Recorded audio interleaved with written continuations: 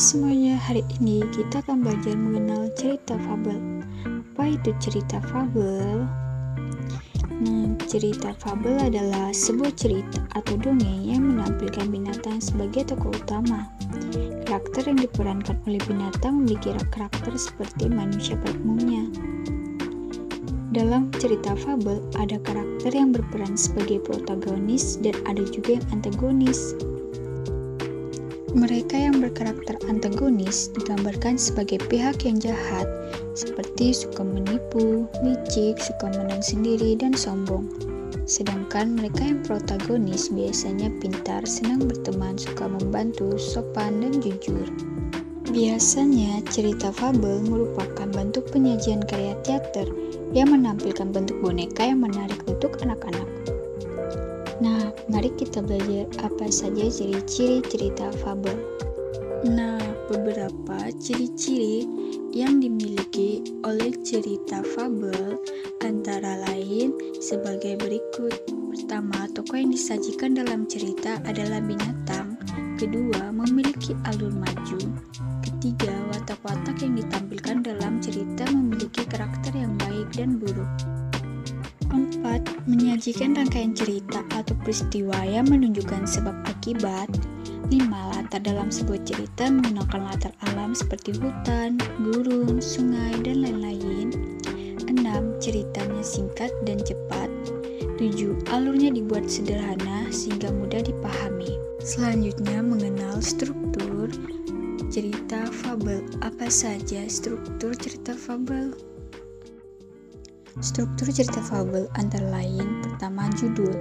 Judul adalah kalimat yang terdapat pada awal cerita yang memiliki fungsi untuk menjelaskan tema secara umum atau gambaran dari cerita tersebut.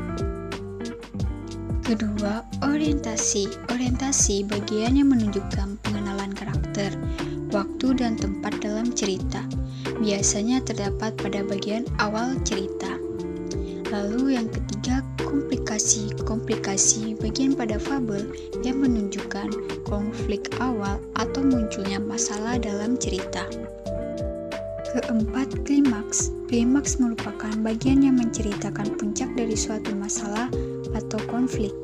Lalu struktur yang kelima ada resolusi. Resolusi ini adalah bagian dari cerita yang berisi tentang penyelesaian masalah yang ada dalam cerita.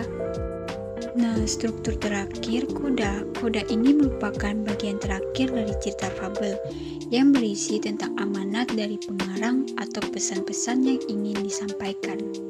Selanjutnya, ada jenis-jenis dari cerita fabel, yaitu ada fabel modern dan ada juga fabel klasik. Fabel modern, cerita yang muncul karena sengaja ditulis dengan kurun waktu yang belum relatif lama. Cerita fabel ini dibuat sebagai sebuah ekspresi kesusastraan. Ciri-ciri dari fabel modern itu adalah karakter pada setiap tokohnya itu unik. Ceritanya bervariasi, bisa panjang atau pendek. Tema lebih rumit dan terkadang berupa epik. Contoh cerita fabel modern adalah Buaya yang Jujur. Selanjutnya, fabel klasik.